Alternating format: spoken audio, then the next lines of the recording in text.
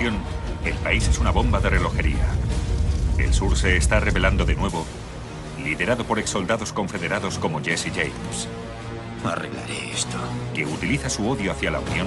Abre la caja. Y se convierte en un bandido.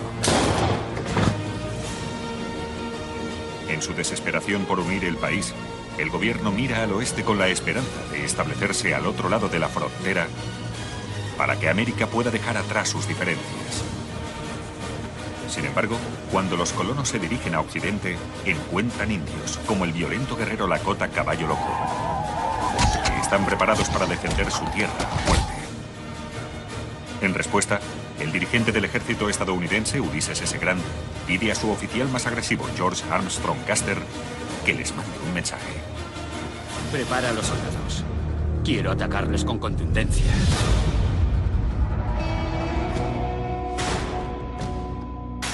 Jesse James. Billy el Niño. Caballo Loco. El general Custer. Toro sentado. Wyatt Earp.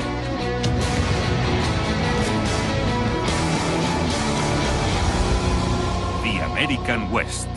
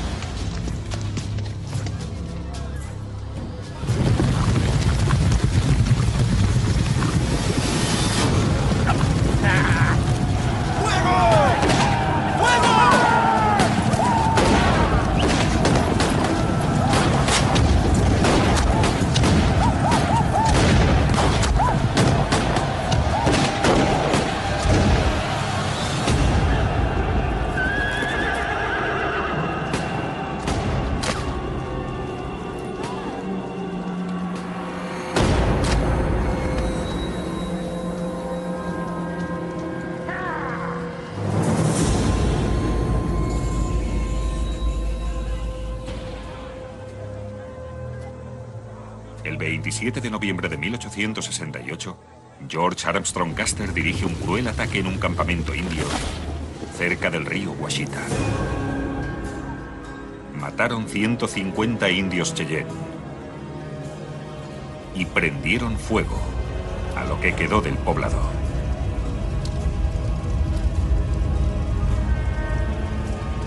De hecho, se conocerá como la masacre de Washita.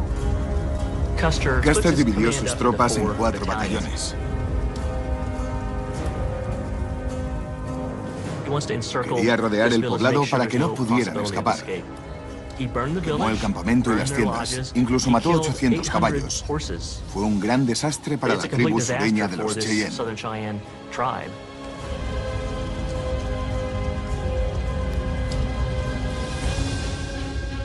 En la prensa, el ataque se consideró la primera victoria americana significante en la guerra contra los indios y dio a Custer el reconocimiento que buscaba desde el final de la Guerra de Secesión. Para Custer fue otra gran victoria. Le aseguró su puesto como mayor enemigo de los indios en Estados Unidos y le devolvió su fama. La misión de Custer era acabar con los ataques de los indios en el oeste. Pero la lucha continuó.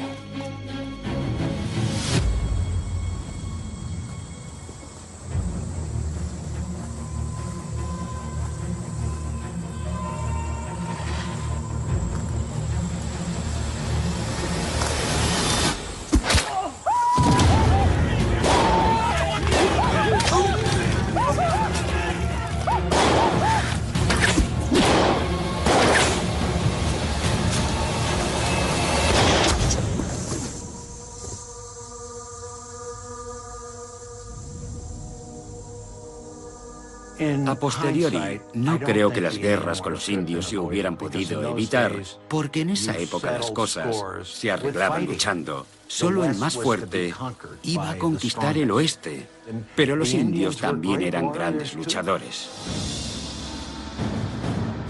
Mientras la violencia continúa, en Washington nace la esperanza. El país acaba de elegir a su nuevo presidente, el antiguo dirigente del ejército estadounidense, Ulysses S. Grant. Grant era muy reacio a presentarse como político. La gente que quería que fuera presidente le decía: General Grant, si no te presentas, las victorias que tus soldados han ganado con tanto esfuerzo en el campo de batalla se perderán en política. Necesitamos que dirijas la Casa Blanca. Tú eres el único que puede volver a unir este país. Según los informes, hay unos 1000 asentamientos indios en los Hasta el territorios momento, del Grant oeste. ha liderado al ejército y su lucha por proteger a los colonos del oeste. Así que, como presidente, su primera misión fue acabar con la violencia que había entre americanos e indios de una vez por todas. Lo que pensaban los americanos en cuanto al problema con los nativos en 1860 se puede entender a través de Grant.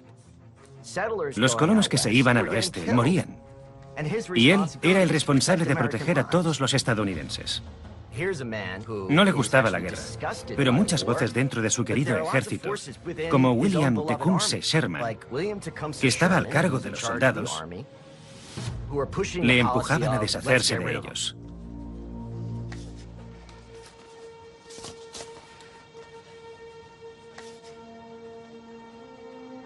Los indios que se apunten a la reserva tendrán comida, ropa y educación. Con el debido respeto. Muchos no quieren eso. Muchos serán más receptivos de lo que crees.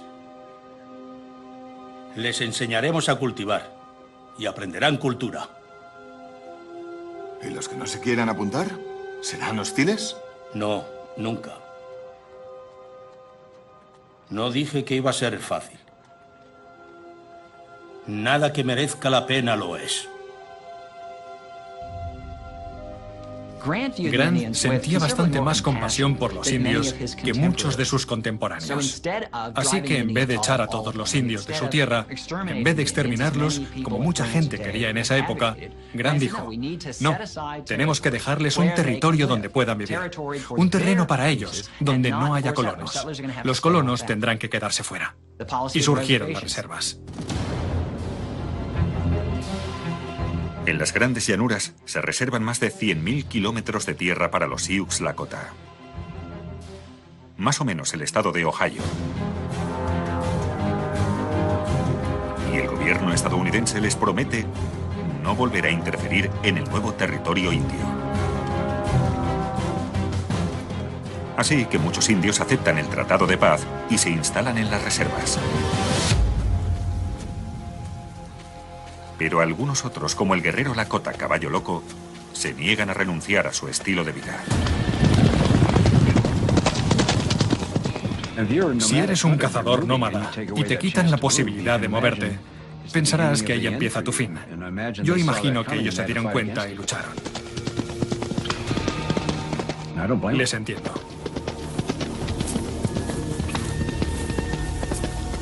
Mientras Caballo Loco continúa con la resistencia, llama la atención de uno de los jefes Lakota más respetados de las grandes llanuras. Toro Sentado. Toro Sentado era conocido tanto como guía espiritual como por haber logrado grandes éxitos en la guerra. Además, era mucho mayor, al menos puede que una década mayor que Caballo Loco, y en muchos aspectos mejor considerado. Toro Sentado sabe que su gente necesita un frente unido. Así que organiza una reunión con los líderes Lakota.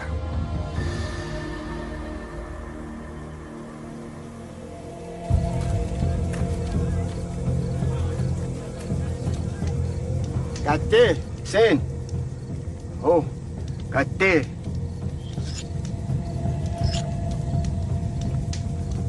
Aye. Mate. Kiwaste kite. Maye o suchape kite.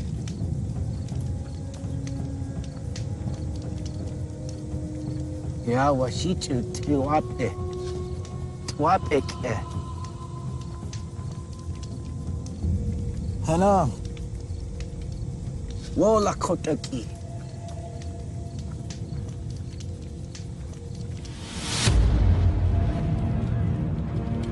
Mientras miles de indios siguen viviendo en las reservas, Toro Sentado, Caballo Loco y sus seguidores se niegan a vivir en ellas. Pero a su vez, aceptan no luchar y se establece una paz muy frágil.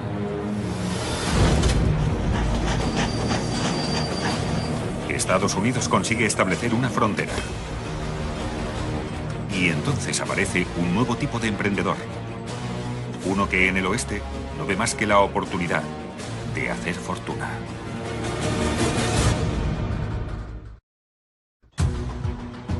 El presidente Grant ha conseguido firmar la paz con los indios, permitiendo así que el país pueda llevar a cabo el plan de asentarse en el oeste.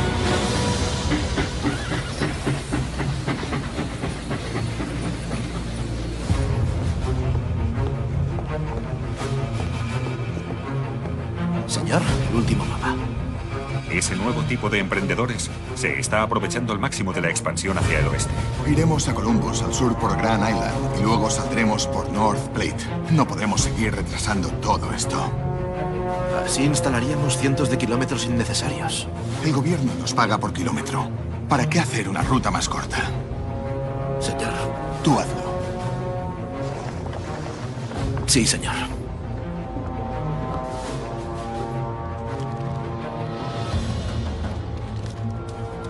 Thomas Durant, presidente del ferrocarril Union Pacific, ha logrado millones de beneficios gracias al progreso. Un hombre como Durant tiene que enfrentarse a otros magnates del ferrocarril. Hombres a los que no les tiembla el pulso si tienen que quitarte de en medio. Si no eras despiadado, la competencia iba a serlo y podían matarte.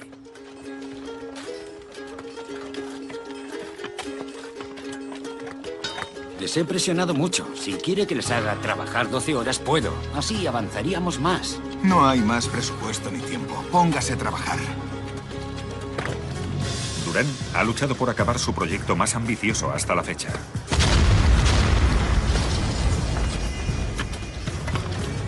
Una vía de tren que conecte el país de este a oeste. El ferrocarril transcontinental fue la mayor obra pública de la época. Puede que fuera la mayor del siglo XIX. En todo el país se instalaron unos 3.200 kilómetros de vías, cruzando desfiladeros a través de montañas de granito y de inexplorados territorios indios. Fue uno de los proyectos de ingeniería más ambiciosos de la historia.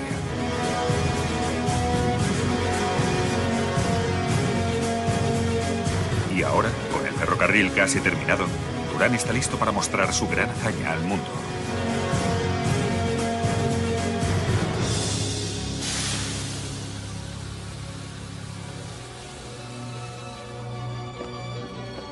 Hay previstas muchas festividades para celebrar la gran unión entre el este y el oeste. El primer ferrocarril transcontinental del mundo. ¿Cuánto ha costado el clavo de oro? Seguro que ahora intentarás sacarlo de la vía.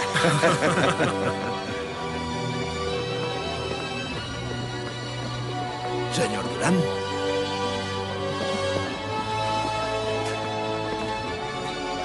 A partir de ahora, aquí habrá solo un ferrocarril Pacific.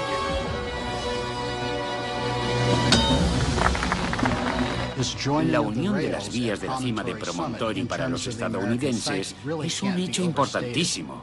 Algo así como la llegada a la Luna de un siglo más tarde. El clavo de oro está conectado a un cable de telégrafo y cuando pasa un tren, se manda un telegrama a todas las estaciones del país, desde Utah a Washington, D.C. A su excelencia el general Grant, presidente de Estados Unidos, tenemos el honor de informar de que se ha colocado el último clavo y el ferrocarril Pacific se ha terminado. ¡Enhorabuena! ¡Qué bien! ¡Por Union Pacific!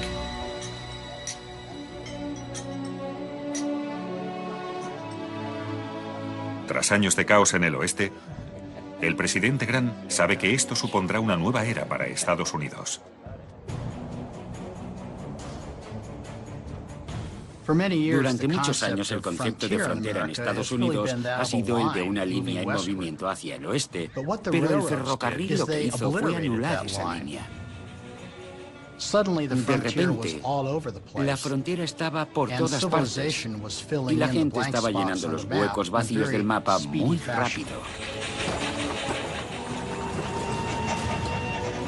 Mientras los colonos iban en bandada hacia el oeste, se produjo un boom económico y las grandes empresas del este empezaron a invertir en el oeste. Así se construyó una economía. Había nuevos sectores para la inversión y para la especulación.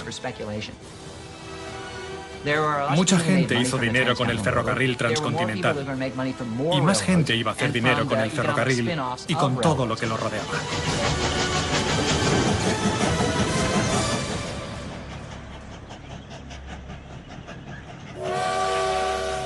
Pero ahí donde la mayoría del país veía progreso, algunos veían un blanco fácil. Como el forajido Jesse James.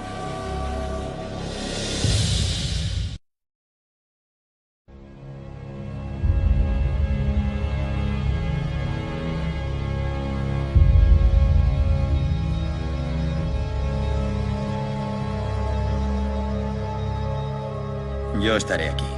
El tren frenará y eso nos dejará mucho tiempo. Aquí hay una curva y es donde atacaremos. En los años posteriores a la Guerra de Secesión, Jesse James y su hermano Frank han realizado su propia cruzada contra la Unión. Y el joven bandido pronto se ha afianzado como uno de los ladrones de bancos más temidos del país. Yo creo que estaba enfadado por cómo se estaba construyendo el país. Así que dijo, al diablo, les daré donde más les duela. Con el ferrocarril extendiéndose por todo el país, Jesse ve en él otro símbolo de la opresión del norte en el sur.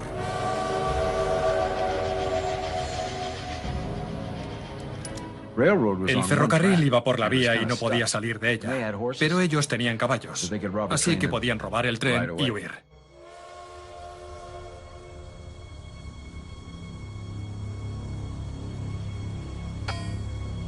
Venga, con más fuerza.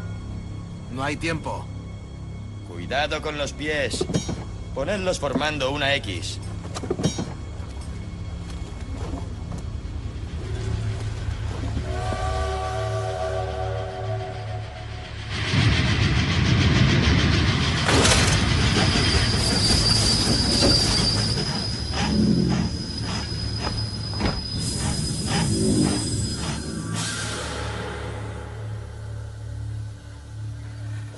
Retomaremos la marcha lo antes posible.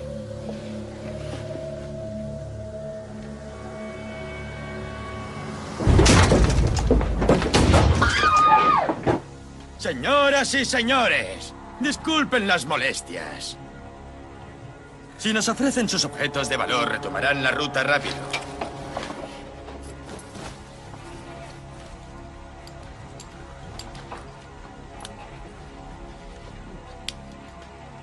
Bonito reloj. Pues sí, era de mi padre. ¿De dónde es? Kentucky. Mi padre era de Kentucky. Era predicador.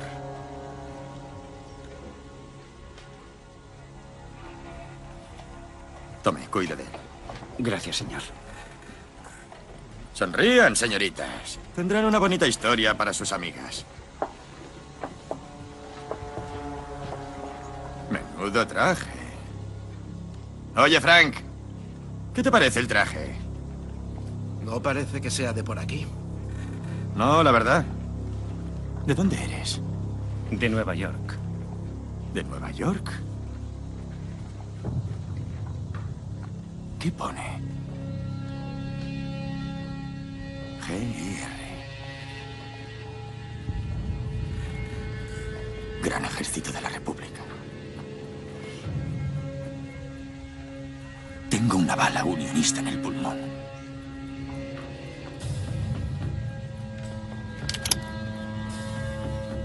Jesse, tenemos lo que queremos. Vámonos. La guerra se acabó. Jesse. No se acabó.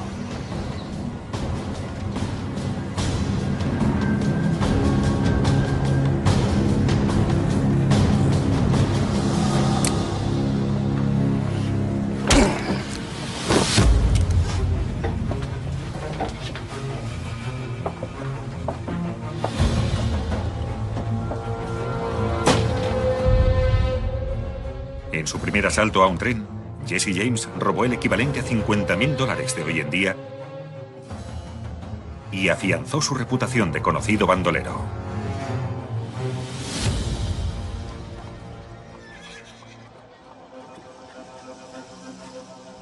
Sin embargo, mientras muchos temían a Jesse James, hubo un hombre que vio su ola de crímenes como una oportunidad. El editor de prensa de Missouri, John Newman Edwards. John Newman Edwards era posiblemente el confederado más radical. Y en su opinión, el sur se había llenado de forajidos por culpa de los unionistas. Edwards estaba buscando una forma de luchar discretamente por los confederados. Y Jesse James podía ser la clave.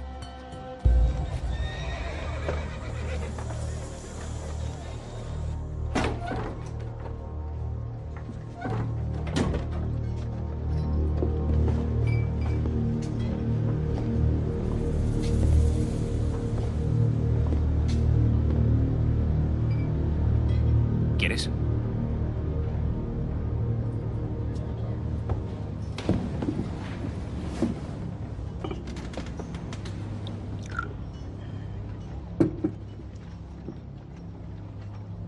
Por la Confederación.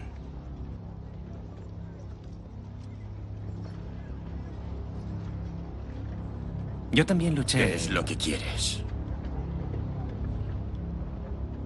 Saber por qué robaste ese tren.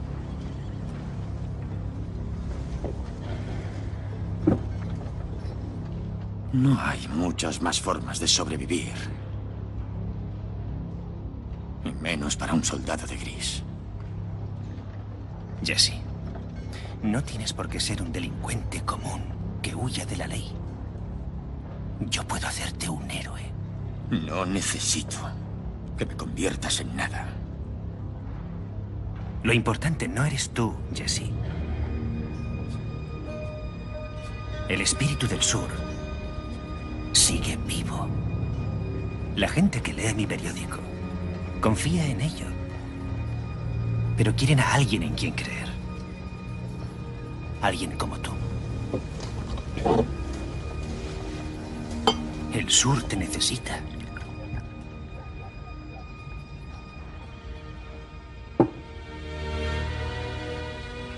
Si me lo pintas así.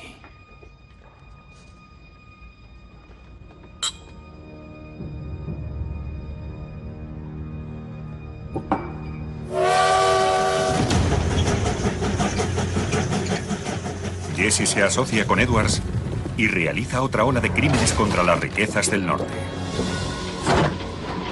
Sin embargo, ahora la prensa le apoya. Es imposible hablar de Jesse James sin hablar de John Newman Edwards, que en realidad se convirtió en el publicista de Jesse James y fue quien creó el mito del rebelde, cuya misión era darle caña al gobierno. Justificó sus crímenes y delitos.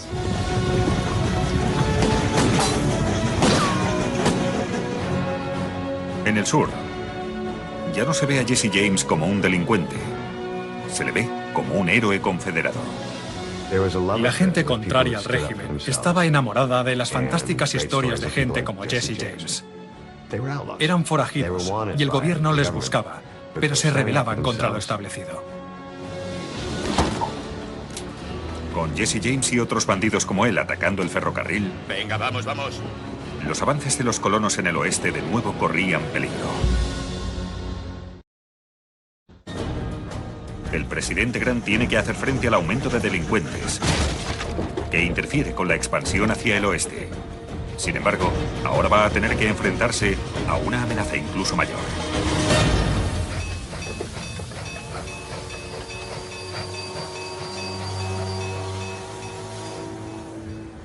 Julesburg denegado. Propongo refuerzo de la estructura existente. Autorizo gasto de $7.500. ¿Ha visto esto? El New York Sun de hoy.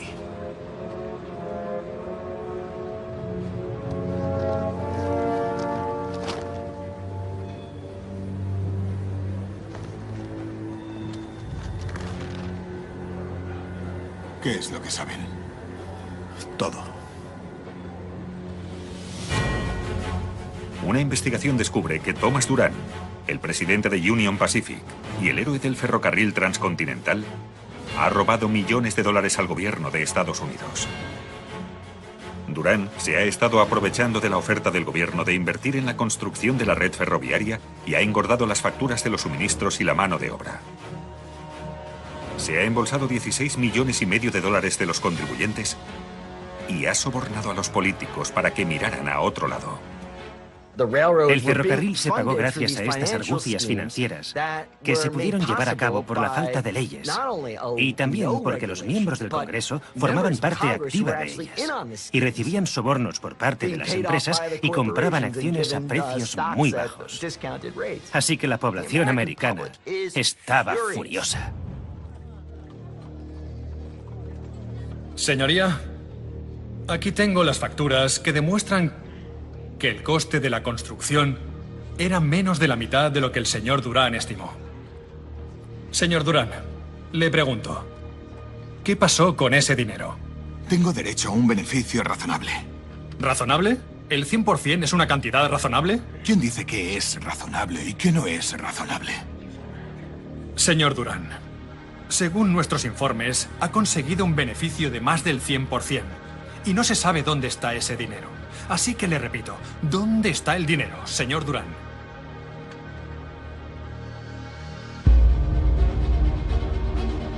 Cuando se descubrió el artificio, los inversores se retiraron rápidamente y las acciones del ferrocarril cayeron en picado, poniendo en peligro la economía de la nación. Todo el mundo estaba tan emocionado con invertir en el ferrocarril que, cuando se destapó el escándalo, de repente el ferrocarril pasó a tener mala fama. Fue parecido a lo de la burbuja.com de finales de los 90. La gente invierte demasiado y al final la burbuja explota. Un tercio de las empresas ferroviarias del país quebraron y la economía entró en barrena. Esta crisis se denominó el Pánico de 1873. El pánico de 1873 fue resultado de la sobreexpansión y la especulación del ferrocarril y acabó con gran parte de la economía financiera de Estados Unidos. El pánico financiero se extendió a toda la economía. Dicho pánico provocó el cierre de la bolsa de Nueva York durante 10 días y Estados Unidos cayó en su primera gran crisis.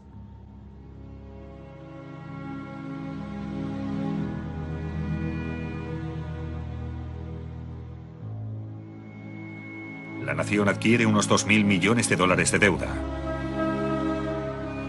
20,000 negocios cierran y 1 de cada 8 estadounidenses se queda sin trabajo. Creo que cundió la desesperación. La vida era muy dura y las promesas hechas por las empresas ferroviarias no se cumplieron.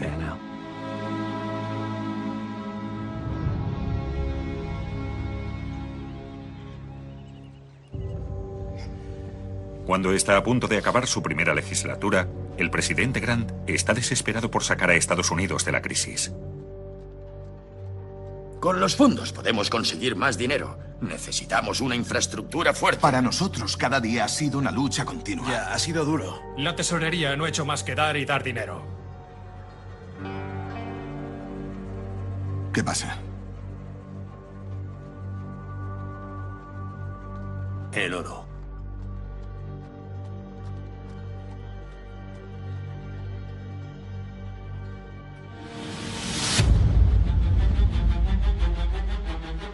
A unos 2.500 kilómetros de Washington, empieza a correr el rumor de que en las profundidades de las colinas negras de Dakota hay oro. El único problema es que las colinas negras están en territorio indio. el territorio que Grant había prometido a los Lakota que nunca iba a tocar.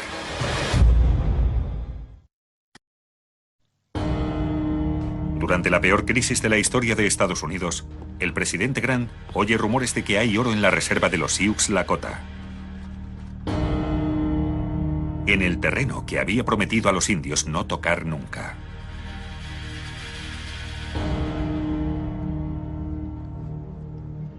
Con la intención de evitar nuevos conflictos con los indios, Grant y el general Sherman planean una expedición secreta para verificar los rumores y llaman a su mejor jefe militar del oeste.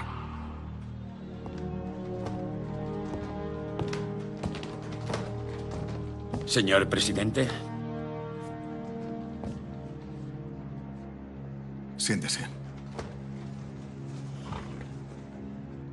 Nos han llegado rumores de que en las Colinas Negras hay oro. Coja un pequeño grupo de mineros y averigüe si es cierto. Evalúe cuánto oro hay, su localización e infórmenos directamente. Pero a nosotros y solo a nosotros. ¿Ha quedado claro? Sí, señor presidente.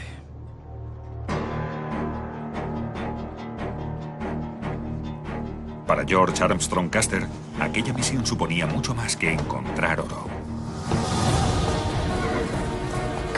Custer se ve como el hombre que ha conseguido una oportunidad. La oportunidad de convertirse en héroe nacional, liderando la expedición que resolverá todos los problemas económicos gracias a una veta madre de oro, que podría dar más oro que la fiebre del oro de California. Tiene que lograr una gran victoria.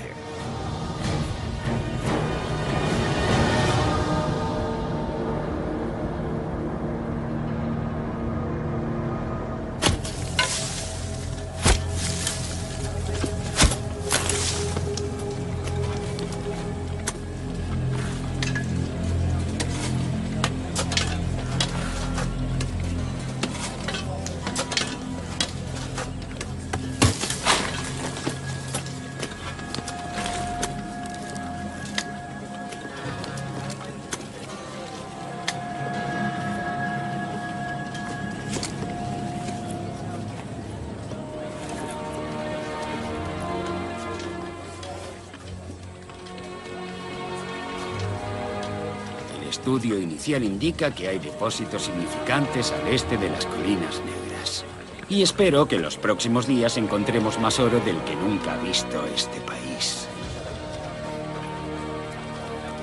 Triunfalmente suyo, Teniente Coronel Armstrong Custer. Manda una copia a Washington en cuanto llegues al Fuerte Laramie. Sí, señor. Y envía otra copia a James Gordon Bennett del New York Herald. Señor. Cumpla órdenes. Sí, señor.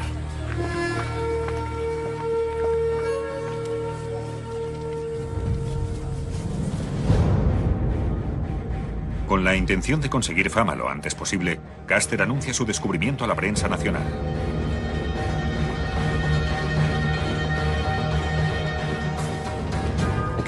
El país estaba sumido en una depresión muy grave. Así que el oro de las Colinas Negras tenía a todos emocionados.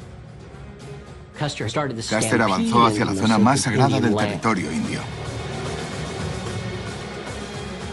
Cuando se extendió la noticia del descubrimiento, miles de mineros se dirigieron a las Colinas Negras, violando así los términos del Tratado de Paz.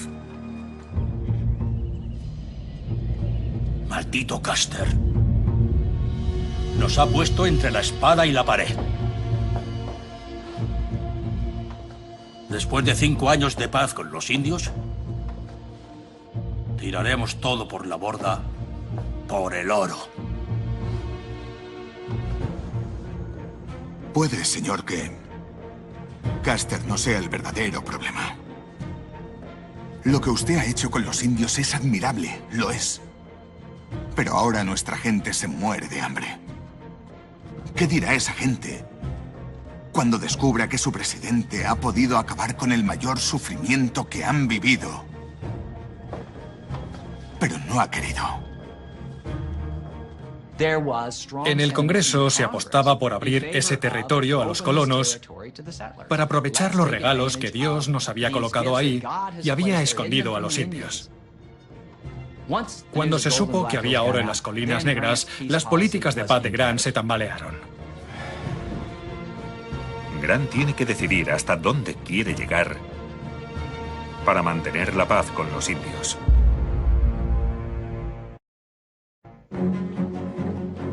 Mientras el presidente Grant hace frente a una devastadora crisis económica y a un potencial conflicto con los indios,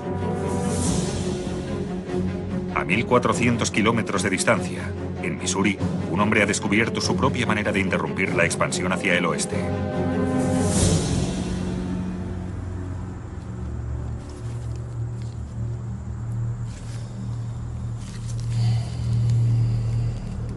¿Qué dices? ¿Te sabes el chiste del cerdo y la vaca? ¿Por qué no me lo cuentas? De acuerdo. Hay un cerdo parado en la vía y una vaca le dice, ¡muévete! No tiene ninguna gracia.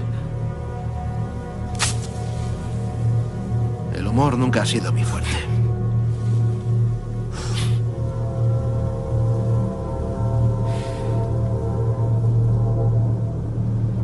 Esta es mi parte favorita. Hoy vamos a hacer dinero, chico. Pues sí.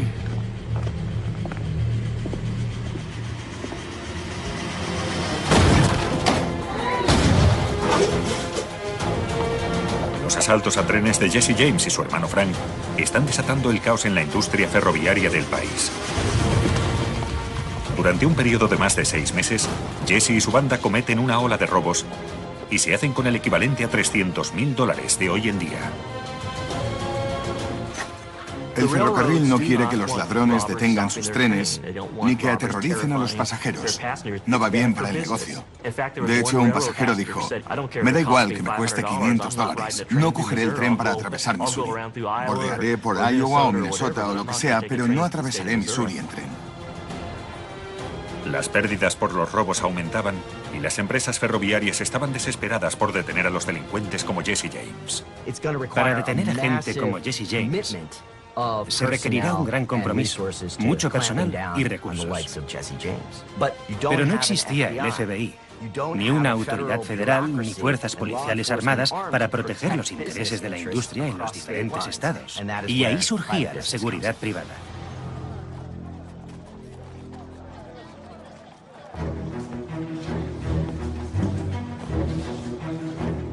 Las empresas ferroviarias recurren al detective privado más famoso del país, Alan Pinkerton.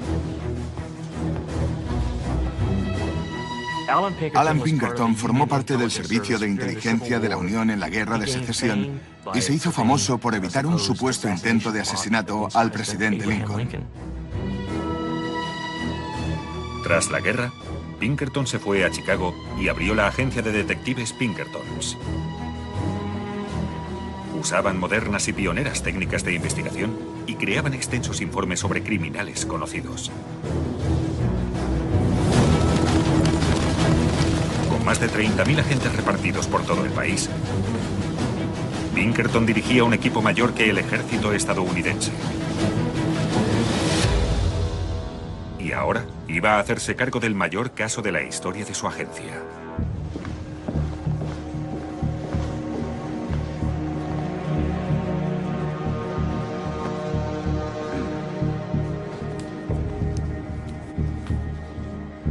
Es listo, muy violento y bueno con el arma. Estuvo con una guerrilla confederada en la guerra. Dios sabrá la cantidad de unionistas que ha matado. La empresa Adams Express nos ha llamado. Dicen que necesitan que le detengamos. Puedes negarte, claro. Si tienes algún tipo de reticencias. Y tenlas. ¿Cuándo me voy? Joseph Witcher es uno de los agentes jóvenes con más talento de Pinkertons. Su misión: acabar con Jesse James. Mientras la mejor agencia de detectives busca al forajido más famoso del país y la búsqueda de oro amenaza el tratado de paz con los indios, el destino de la nación pende de un hilo.